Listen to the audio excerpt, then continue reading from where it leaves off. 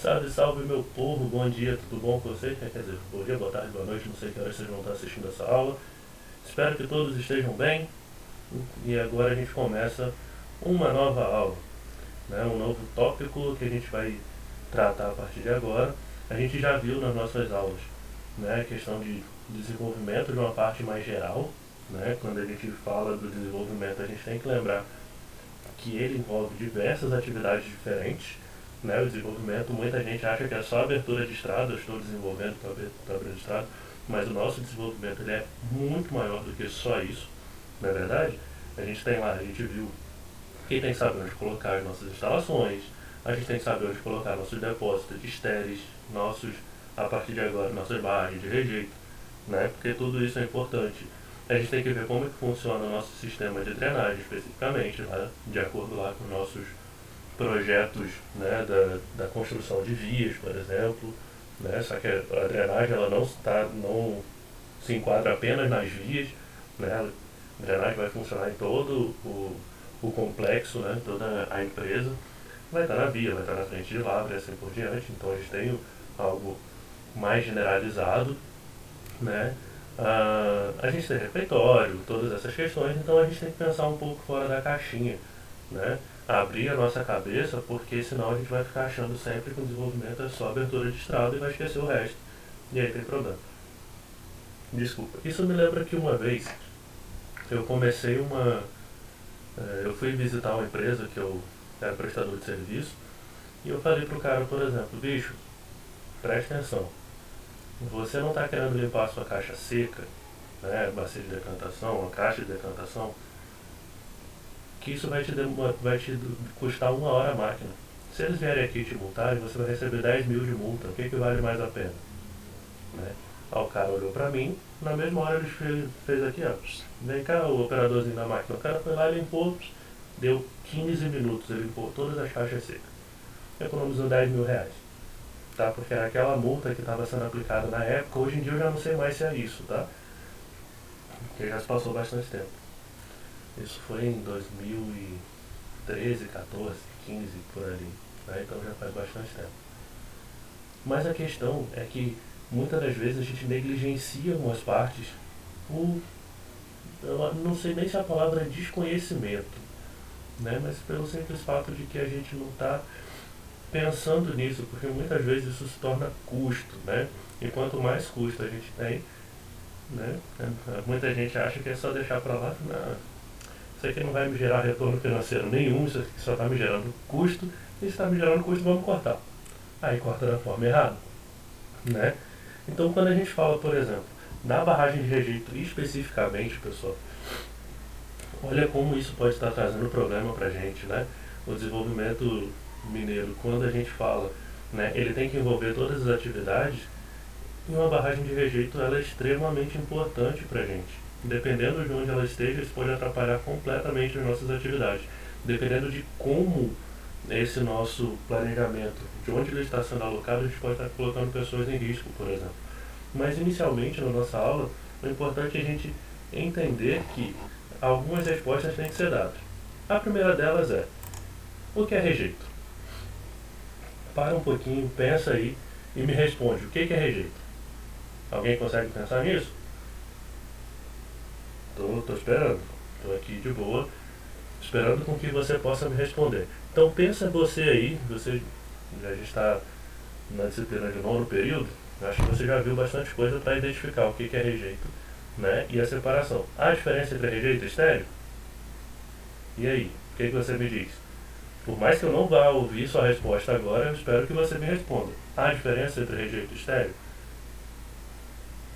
Ainda estou esperando. Beleza, já me respondeu. Na definição mais simples, rejeito e estéreo é que o rejeito e estéreo eles são diferenciados. Cada um tem a sua denominação. O rejeito é o que vem do beneficiamento, o estéreo é o que vem da lava. Tá? Mas o que vem da lava? É aquela porção da nossa atividade que não tem valor comercial hoje. Eu sempre gosto de falar isso. Por que eu gosto de dar esse exemplo de o que não tem valor comercial hoje? Quando eu trabalhei numa mina da Bahia, você já deve ter ouvido eu falar dessa mina um monte de coisa, porque eu não trabalhei em muitos lugares, né? Antes de vir pro Ips. Mas lá, quando a gente estava trabalhando, a gente tirava o minério com um teor mais ou menos de 35, 45% para a gente fazer o beneficiamento dele, tá? Menos do que isso não valia a pena pra gente, ok? Não estava valendo muito a pena porque gastava muito no beneficiamento, tarará, tarará. Ou seja, era caro.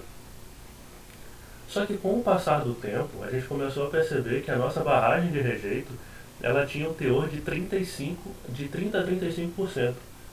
Só que o trajeto que os nossos caminhões faziam para chegar até lá era muito caro. O que antigamente não tinha valor econômico passou a crescer a ideia de que a gente poderia lavrar a nossa barragem de rejeitos, né? Porque ali a gente conseguiria recuperar os recursos. Ou seja, o que não tinha valor econômico anos antes começou a ter valor econômico hoje. Tá? Então, é por isso que eu falo que rejeito e estéreo é aquilo que não tem valor econômico hoje. Tá? E o que é uma barragem de rejeito? Depois que o meu material ele sai, né, do meu beneficiamento, principalmente quando é um beneficiamento via úmido, que praticamente todos eles têm um pouquinho de água, exceto brita, que não vai ter rejeito propriamente dito úmido, né? A barragem de rejeito, quando a gente trata esse nosso minério, a gente precisa alocá-lo em algum ponto específico de forma com que ele não venha a gerar danos, né? Então a gente controla, confina todo ele em um único local. Então é aí que é a grande importância da gente estar trabalhando com relação a isso, tá? Só para a gente contextualizar, né, tem um material do IBRAM chamado Gestão e Manejo de Rejeitos de Mineração, da mineração, que eu vou estar disponibilizando isso lá no Moodle para vocês, tá ok? Vai ficar lá esse materialzinho lá disponível, aonde ele fala, já ainda na sua introdução, que aqui ele fala, no seu capítulo 1, ele tem por foco os rejeitos de mineração, e lá embaixo eu deixei grifado, resíduos da mineração que se diferenciam dos produzidos em outros setores, notadamente por haver resíduos sólidos da extração, o estéreo, e o do beneficiamento, os rejeitos, que foi basicamente o que eu falei para vocês, né? Então ele ainda fala que com isto a disposição, né, e o final do gerenciamento dos mesmos constituíram cada vez mais importante nessa indústria. É muito importante a gente tratar desse tema quando a gente fala de rejeitos.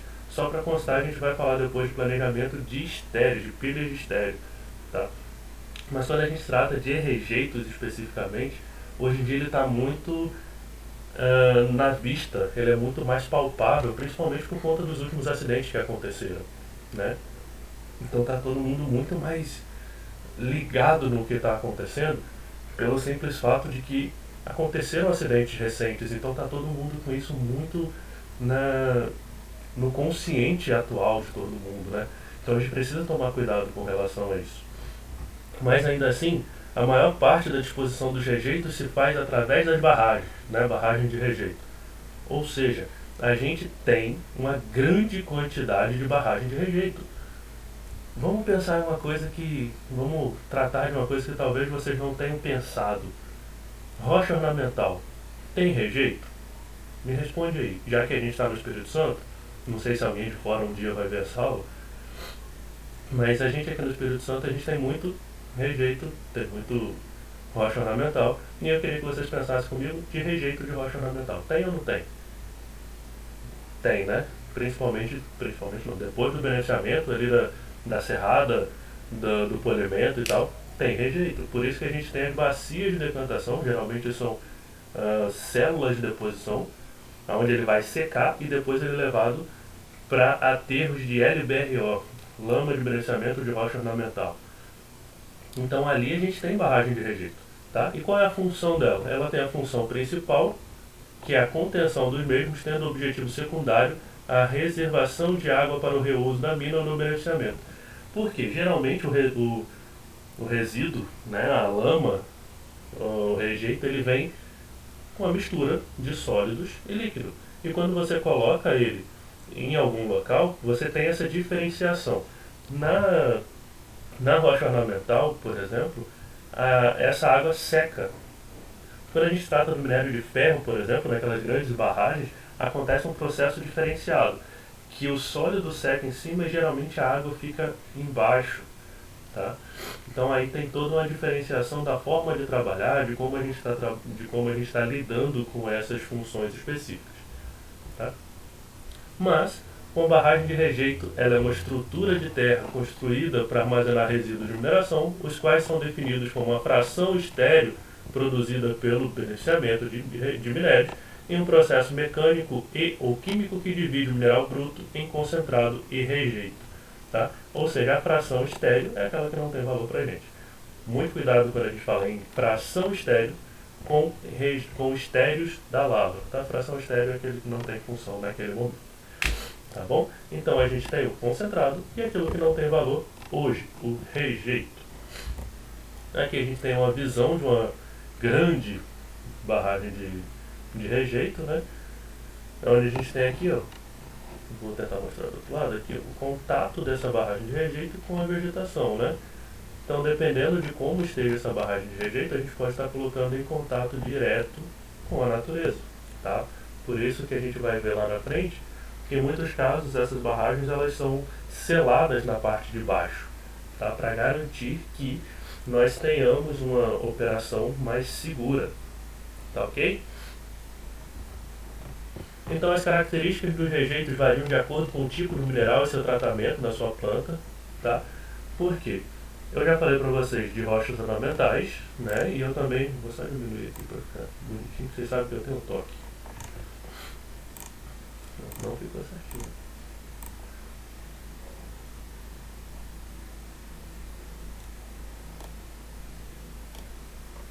Tô perdendo tempo com coisa que não precisa, gente, mas tudo bem.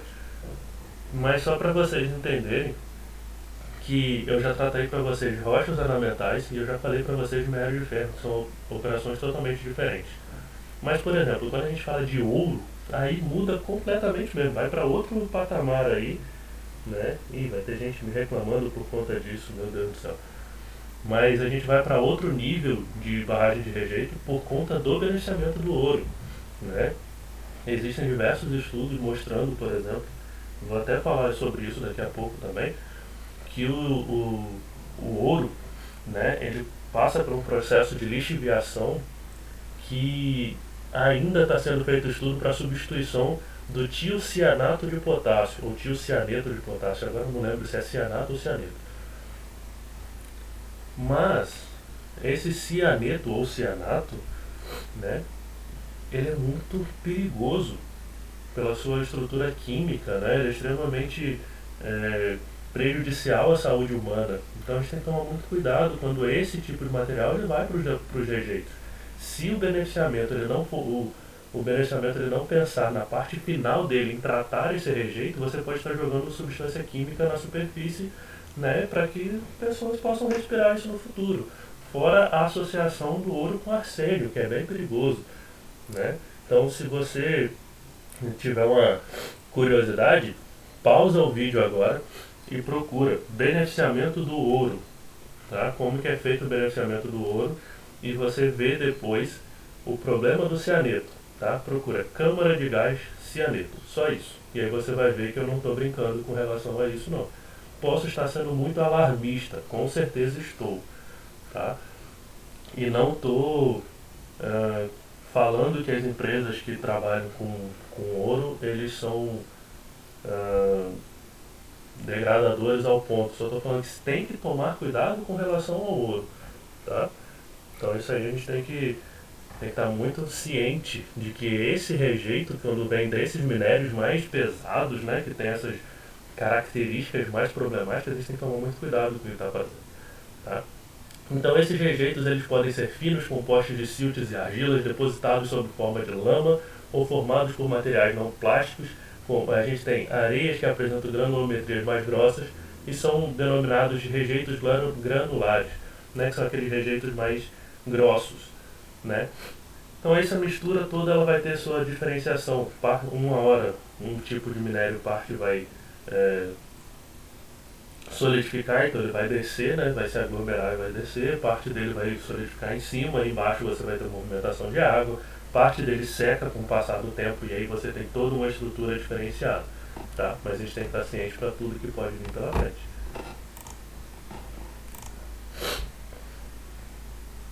Os rejeitos granulares são altamente permeáveis, né, por conta desses poros interconectados que isso vai estar gerando entre eles, e contam com uma boa resistência ao cisalhamento, enquanto os de granulometria fino, né, os abaixo de 0,074 milímetros, as lamas, apresentam alta plasticidade, alta compressibilidade e são de difícil sedimentação porque são finos, então eles ficam mais dissociados ali na água, tá?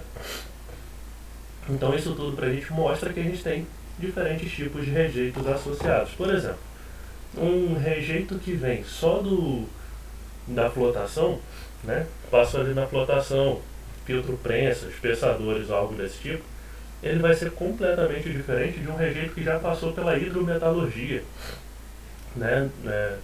Não sei se vocês sabem o que é hidrometalurgia, mas é a fase final. Assim, a gente tem a combinação, britagem, moagem, né? Depois a gente tem a flotação, depois da flotação a gente tem a separação sólido-líquido e tem uma parte posterior, né? Que aí entra os engenheiros metalúrgicos, engenheiros de minas e tal, que é para fazer essa separação mais forte, mais potente, né? Que considera-se como sendo a última parte do beneficiamento mineral, que não são todos os minerais que passam por esse processo, onde você consegue ter um grau de purificação altíssimo, né? Podendo chegar a 99%, 100% de, de concentração do mineral que você quer. Ou seja, você consegue tirar tudo aquilo que é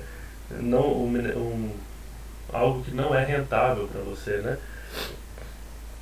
Então, nesses casos específicos, você começa a trabalhar com partículas muito, muito finas. E quanto mais finas são essas partículas, mais difícil é para que você consiga fazer a sedimentação e a compactação desse tipo de material. Tá? Então, aí a gente vê que cada tipo de processo, em cada tipo de planta, tem uma ação diferenciada. No passado, pouca consideração era dado no planejamento e construção de depósitos de estéreis e barragem de rejeito. Isso a gente já falou principalmente lá na parte inicial do desenvolvimento, que antigamente o pessoal fazia aonde é mais perto, aonde é mais barato, né? Porque o que antigamente o mais perto e o mais barato valia a pena, hoje em dia você olha e fala, isso aí está num lugar ruim, por exemplo, né? Então a gente tem que tomar cuidado com relação a isso. Não é só você simplesmente achar, não, aqui vai ficar mais fácil. Estamos tratando de engenharia. A engenharia precisa estudar, né? A gente tem que engenheirar, não tem para onde. E o engenheirar significa encontrar locais adequados economicamente, socialmente, socioeconomicamente, né? Que isso tudo vai ser bem importante. Ambientalmente, como que eu esqueci da palavra ambientalmente, né? Ambientalmente, isso tudo é muito importante para a gente. Então, o procedimento padrão consistia na seleção de um local e um método que pudesse minimizar a distância do transporte do estéreo ou rejeito da fonte geradora do depósito ou barragem e ainda minimizar o custo de construção. Nesse fato específico de minimizar o custo de construção é que hoje, né, a gente tem diversos tipos de problemas associados. É aquela questão vou ser um pouco polêmico agora, da economia burra, né? Que você economiza hoje e você tem que gastar muito mais no futuro. Né? Mas antigamente a gente não tinha esse viés ambiental, né? O pessoal antigamente não tinha tanto esse pensamento ou a associação dos riscos, né? Que é muito complexo a gente ter uma atividade e não avaliar os riscos associados, né? Então é extremamente importante que nós tenhamos essas análises também, tá? Por exemplo, eu falei para vocês em aulas passadas. Não falei para vocês, eu falei para o pessoal de condicionamento, que a gente tem um tal de PAE, Plano de Ações Emergenciais, tá? Cuidado que PAE tem duas coisas que são o PAE, o Plano de Aproveitamento Econômico, quando a gente está fazendo planejamento, no nosso licenciamento mineral junto à ANM, antiga da NPM, né? Que ali você vai ver suas reservas, o quanto que você vai gastar, o quanto que você vai ganhar, que é o seu fluxo de caixa e tudo isso associado, método de lavra, método de beneficiamento e tarará. Esse é o plano de aproveitamento econômico para você ver se vale a pena ou não você abrir sua atividade. Uma outra coisa, o PAE, são os planos de ações emergenciais, tá? O plano de ações emergenciais, por exemplo, com relação à barragem de rejeito, a gente vai ver a área de ação se, por exemplo, uma barragem dessa romper, né? Até onde isso tudo vai estar acontecendo, quais são os riscos, o que eu tenho que fazer, onde que eu tenho que tirar as pessoas e tal. E isso é muito importante. A gente ter essa ideia antes de começar a nossa atividade, antes de começar a nossa lavra, que o nosso desenvolvimento ele tem que ser feito de forma a garantir que eu vou estar tendo um trabalho que ele é seguro e economicamente viável, tá? Então, quando a gente tentava minimizar por minimizar, isso quer dizer que a gente deixou algum desses parâmetros para trás, tá? Então, aí que a gente tem que tomar muito, mas muito cuidado mesmo, porque deixar para trás por deixar para trás, risco na certa, né? Então, aí que a gente tem que tomar muito cuidado, tá certo, pessoal? Então, sempre que a gente pensar minimizar custo, né, se não for de forma segura, não vale a pena, logicamente. Aí alguém vai falar, poxa, Gleico, mas a nossa função não é minimizar custo? É. Sempre será minimizar custos. Sempre. Mas a gente tem que minimizar custos de forma segura. Não é simplesmente cortar os custos porque, estou a fim de cortar custo. Não é assim que funciona. Tá certo? Então a gente tem que tomar muito, mas muito cuidado mesmo. Olha aqui, pessoal, como é que funcionava isso aqui, ó. Uma mina de ferro, né? Aqui a gente está em Carajás. Olha aqui uma barragemzinha de estéreo de rejeito deles, ó. Aqui do lado da usina de beneficiamento deles. Barragemzinha de estéreo, vai receber toda a mina dos caras lá funcionando, né? Deixa eu voltar aqui que eu passei sem querer. Se vocês olharem, ela está bem isolada, né? Aqui visualmente a gente tem um terreno acidentado e que ela está bem presinha. É bem difícil de acontecer algum tipo de acidente aqui, né? Fora que a cidade está bem lá para a direita. Bom, João, eu estou apontando para cá, está bem para cá, bem do lado de cá. Ainda tem que me acostumar com esse negócio de estar invertido, é brincadeira. Mas enfim, está bem pro lado de cá, tá? Não está do lado de cá, está bem pro lado de cá, a cidade bem, bem longe de onde está a barragem de rejeito dele. Então, aplicações indiscriminadas dessa prática frequentemente resultam em dispendiosos remanejamentos, os chamados retrabalho, questionável estabilidade, desastres ecológicos, perda de equipamentos, instalações e, quando não, perda de vidas humanas. Eu vou começar falando sobre remanejamentos dispendiosos.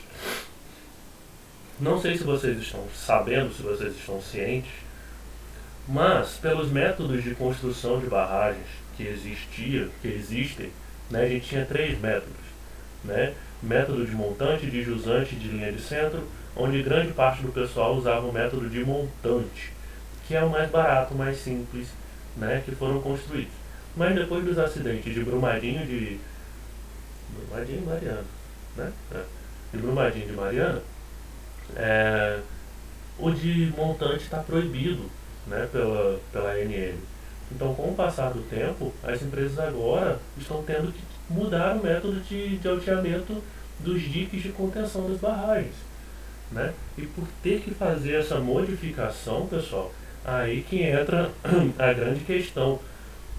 É custo. Você já fez uma vez, você está tendo que ter um retrabalho, você está tendo que fazer tudo de novo, gastar mais dinheiro, né? Então, se o seu planejamento inicial for ruim, isso quer dizer que você vai ter um dispendioso remanejamento no futuro, você vai gastar mais dinheiro, né? Assim como esse método também que eu acabei de falar para vocês, ele tem uma estabilidade mais frágil. Então, ali que aconteceram os acidentes, por conta dessa questionável estabilidade. Deixa eu só citar uma outra questão de questionável estabilidade. A mina de Gongo Soco, por exemplo, da Vale, que fica ali perto de Santa Bárbara, eu não lembro da cidade exatamente, mas eu sei que é ali perto de Santa Bárbara. A lavra deles, né, o pitch deles, estava tendo um corrimento de massa, né? Estava tendo erosão ali, estava caindo para dentro da cava. Dentro da cava tinha uma área, né, alagada, e aquele movimento de massa poderia gerar uma vibração e essa vibração chegar na barragem deles que ficava bem próxima. E chegando nessa barragem bem próxima, ela poderia romper e assim rompendo chegar em toda a comunidade que estava abaixo. Isso aconteceu em 2019, 2018, acho que foi 19, né? e ficou naquela apreensão de vai acontecer um risco de novo, vai acontecer um acidente de novo, e todo mundo nervoso, com medo, preocupado, eu inclusive, porque eu estava levando uma turma para a região, né? Então ali você trouxe um estresse desnecessário para aquela região, para aquelas pessoas. E aí a gente tem que tomar muito cuidado, né? Por conta justamente disso aí poder gerar um desastre ecológico, né? Perda de equipamento, um rompimento desse, se tiver um equipamento pela frente, vai embora, a instalação, como aconteceu nesses 4 últimos casos em Brumadinho, por exemplo, né? O refeitório dos caras estava debaixo da, da, da barragem. Quando a barragem rompeu, aconteceu aquele desastre que todo mundo sabe, né? Então é aí que a gente tem que tomar muito cuidado. É triste ter que falar isso assim, com essa definição, essas palavras mais duras, mas de certa forma foi uma irresponsabilidade, né? Então a gente tem que tomar muito cuidado com relação a isso. Então a seleção de um local apropriado para a construção de depósito de estéreo ou barragem de rejeito envolve consideração econômica, técnica, ambiental e social. E aqui alguém vai me falar, Gleico, mas quem que faz a barragem de rejeito? Quem é o responsável pela barragem de rejeito? É um engenheiro de Minas? E aqui eu vou falar para vocês com extrema cautela com relação a isso, mas engenheiro de Minas faz parte de engenheiros, principalmente os engenheiros geotécnicos, né, onde eles são as pessoas realmente responsáveis pela atividade, né. Tem engenheiro civil, tem engenheiro químico, tem engenheiro de diversas áreas diferentes, mas principalmente os engenheiros geotécnicos, porque eles são os responsáveis por essa atividade. Mas, calma aí, se é um engenheiro geotécnico, por que você está falando isso pra gente aqui? Ué, quem faz o planejamento não somos nós? Nós não somos parte de uma equipe de planejamento? Nós não somos parte de uma equipe de desenvolvimento? O pessoal vai lá e vai fazer o projeto, né? E não somos nós que vamos desenvolver o que foi planejado, né? Então é importante que a gente tenha conhecimento de como fazer também. Porque naquelas reuniões, que a minha esposa até brincou comigo esses dias, que eu adoro essa palavra, que do brainstorm, né? Que brainstorm é chuva de conhecimentos, reunião de PCP, planejamento e controle de produção, por exemplo. Nessas conversas você tem que saber o que está acontecendo, né? Se você não tem esse start inicial, você talvez não consiga se transformar no engenheiro geotécnico, né? No responsável pela atividade, não é verdade? Então a gente tem que ter esses conhecimentos para a gente saber que a delimitação e a construção, né, a seleção do local, a gente tem que ter essa análise econômica, que a gente é totalmente possível da gente fazer, técnica, ambiental e social, tá bom? Então a gente vai trabalhar em conjunto com outras pessoas. Então a gente vai ter corresponsabilidade. Cada um vai ter sua responsabilidadezinha, vai ter seu dedinho lá envolvido. Então a gente tem que saber como vai estar fazendo e como vai estar fazendo. Vamos pensar que o pessoal, um geotécnico fez a barragem e eu sou o responsável da planta de beneficiamento, eu coloco embaixo também. Não fui eu que coloquei, a culpa também é minha, né? Então, nós do desenvolvimento / planejamento somos importantes no processo todo. Então, a gente tem que conhecer como que isso tudo está funcionando. Então, esses fatores, após a análise, né, quando a gente fez isso em separado, avaliados conjuntamente, né, eles são usados para determinar uma área onde os objetivos econômicos e técnicos sejam maximizados e os impactos minimizados. E é muito importante a gente falar sobre a gente maximizar os objetivos técnicos e econômicos, porque isso é muito importante, mas também a gente minimizar os riscos, né, os impactos ambientais. Sempre lembrando que necessariamente ou naturalmente os impactos vão acontecer. É quase que impossível que os impactos não aconteçam. Eu sei que tem pessoal do sexto período aqui, e a maioria do oitavo, nono e décimo, mas que ainda não viram, né, mineração e meio ambiente, mas uma parte importante que a gente tem é que a gente tem uma avaliação prévia de riscos, que ela vem dentro da avaliação de impactos ambientais, né, que é a AIA e a APR. Se você faz isso tudo, isso já ajuda, né, a sua mentalidade de que pode acontecer isso. Então, se eu sei que algo pode acontecer, eu posso evitar, eu posso minimizar, eu posso mitigar. A palavra principal é mitigação, tá? Então, se eu já conheço os riscos possíveis de algum tipo de atividade, eu posso mitigá-los, que é reduzi-los ou estar pronto para caso alguma coisa venha a acontecer. E essa é a parte muito importante que a gente tem, tá? Então aí que é a grande brincadeira. Vou dar um exemplo nada a ver, mas eu vou falar o que está acontecendo comigo na pandemia. 4 meses, né, por conta dessa pandemia, eu estou sem cortar o cabelo. Qual é o meu impacto ambiental? Eu estou com a juba desse tamanho. Hoje não, porque o cabelo está molhadinho. Mas se não fosse por isso, o cabelo está desse tamanho. Eu sabia do risco, do impacto que isso podia me causar. Né? O impacto está causando que eu estou parecendo um maluco quando eu estou com o cabelo solto, né? Cabelo seco. Então eu estou parecendo um doidão por aí na rua, parecendo um Moisés querendo abrir o Mar Vermelho, né? Mas, enfim. Isso é uma avaliação de impacto. Outra é que eu estou comendo feito um desesperado. Quando vocês me verem presencialmente, você vai ver que eu estou um gordão danado, cabeludo, barbudo, chega a estar estranho. Mas, enfim, é essa questão da avaliação do impacto ambiental que a gente tem que fazer com relação a um depósito de estéreis, uma barragem de rejeito, por exemplo. Se ela vier romper, até onde ela vai? O que eu tenho que fazer? Como eu tenho que fazer? Né? Então isso é muito importante para a gente ter esses impactos ambientais minimizados. Como eu falei para vocês, por exemplo, lá em Santa Bárbara, na mina Bom do Sul, você vai andando dentro da cidadezinha, você vai olhando nos postes e ele tem tipo a placa indicativa em laranja desse tamanho, sei lá, acho que é até pequeno isso aqui que eu estou colocando, mas a placa grande é onde ela coloca: em caso de rompimento de barragem, vá nessa direção. Ele sempre te leva para o local mais alto, porque eles já viram que se romper a lama vai naquela direção, então eles já te indicam, né? Então eles já estão te minimizando pelo menos para perda de vida humana se acontecer alguma coisa naquela questão. Então eles já sabem o que pode acontecer e eles estão indicando quais impactos e como a gente mitigar o impacto, tá?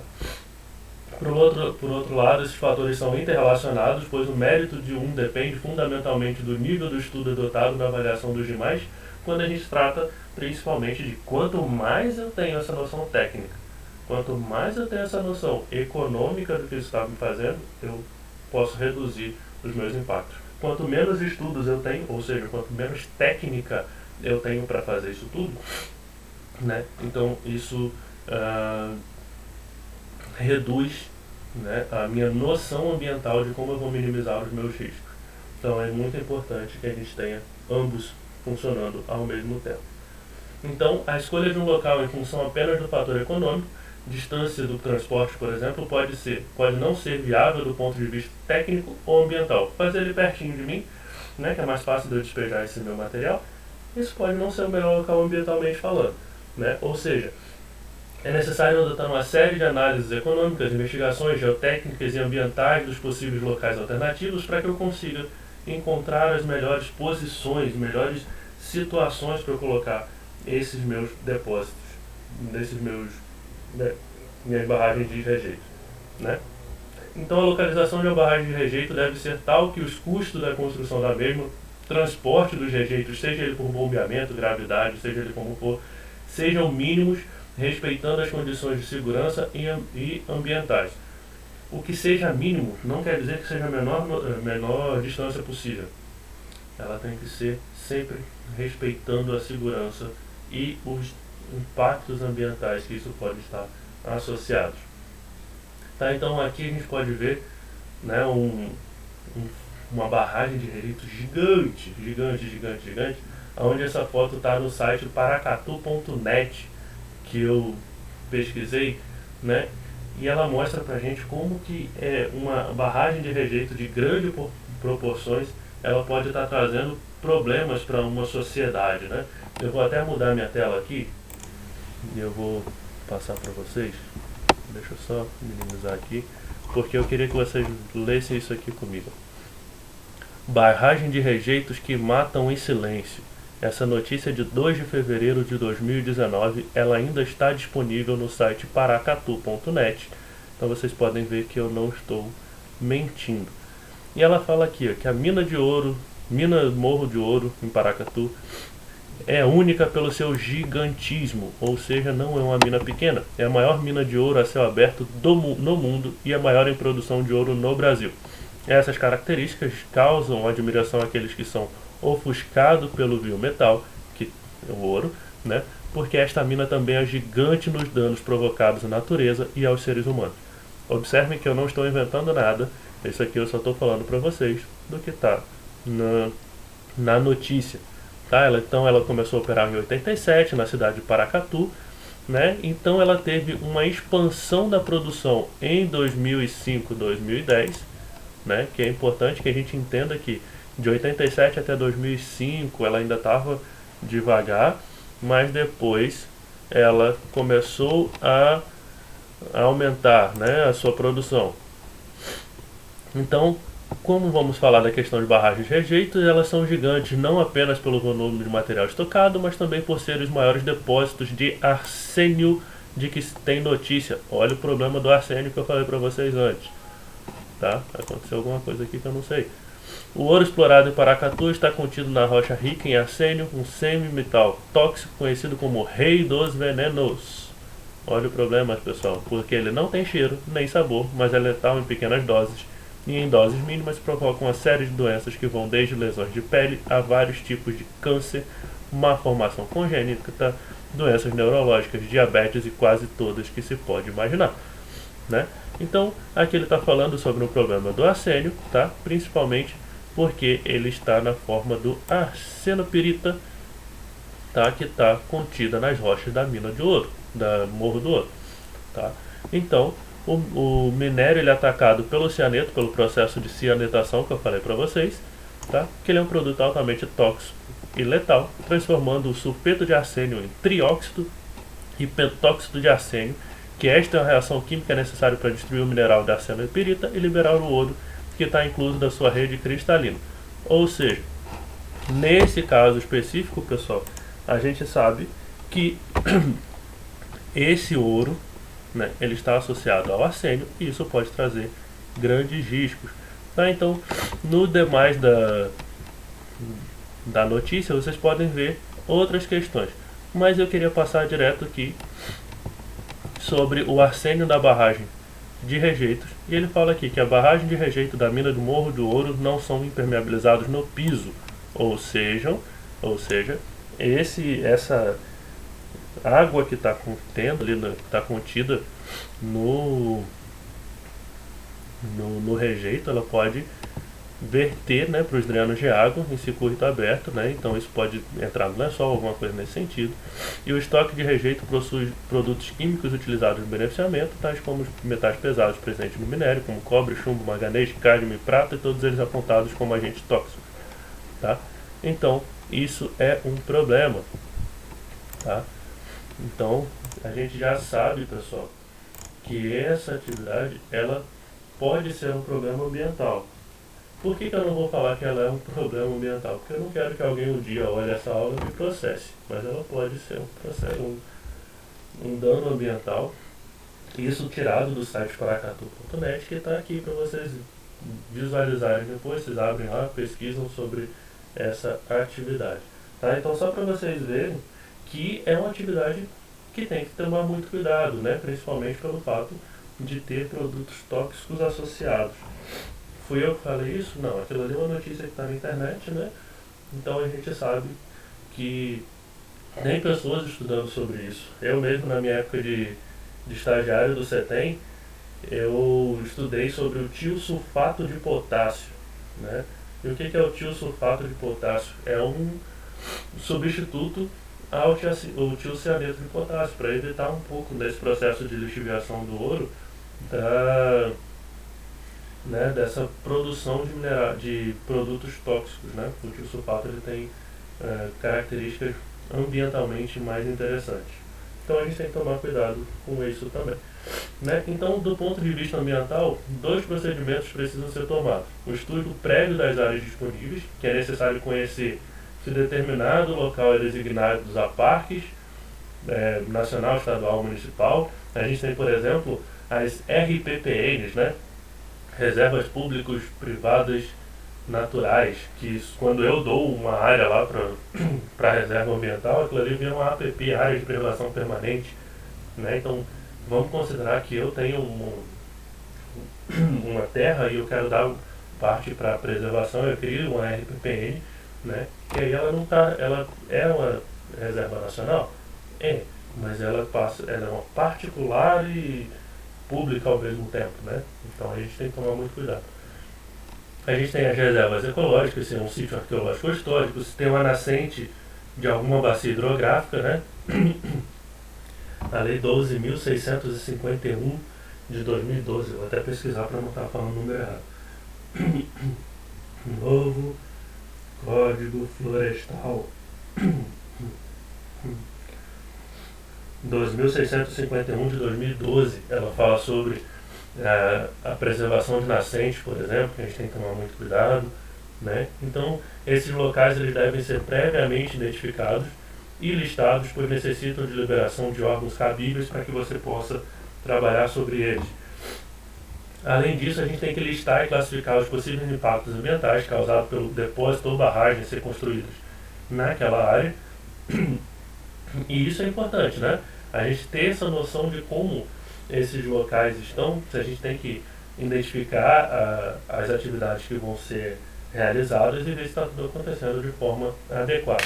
Além disso, o local deverá ser escolhido, né, aquele que tiver os impactos ambientais mínimos para que a gente, logicamente, consiga controlar melhor a nossa situação, e isso é muito importante para nós, né? Então aqui, por exemplo, pessoal, a gente tem aqui em Itabira, né? Aqui é a cidade de Itabira, né? Que a gente tem umas minas, né? Acontecendo aqui próximo à cidade, aqui no meio, né? E aqui a gente tem barragem, aqui no cantinho aqui em cima, a gente tem as barragens de rejeito, né? Então aqui, ó, a barragem de rejeito do lado da mina, né? Aqui ainda está na época da Companhia Vale do Rio Doce, que agora, por muito tempo, se transformou apenas em vale, né? Mas que a gente possa ver as barragens bem próximas da mina, mas de forma consideravelmente segura, né? Então aqui a gente pode ver as barragens, os diques de contenção, tudo certinho, não tem muito dano, muito risco aqui nessa região. Até hoje está tudo bem tranquilo nessa situação. Então, por enquanto, barragens bem colocadas. Pode ser que aconteça alguma coisa no futuro e me desminta? Claro que pode. Mas até então, até onde eu conheço aqui está bem tranquilo. Né? Então, além disso, a gente tem que fazer estudos geotécnicos e essa parte dos estudos a gente vê a partir da próxima aula. Tá bom, pessoal? Essa aula de hoje é mais curtinha. Na próxima aula a gente vê isso de forma mais abrangente. Tá ok? Então, ficamos por aqui. Se tiverem dúvidas, me perguntem no fórum. A gente vai estar fazendo questões lá no Kahoot sobre isso, né? Para que a gente possa fixar nosso aprendizagem. Tá ok, pessoal? Nos vemos em breve. Fique com Deus e qualquer coisa pode me procurar. Valeu!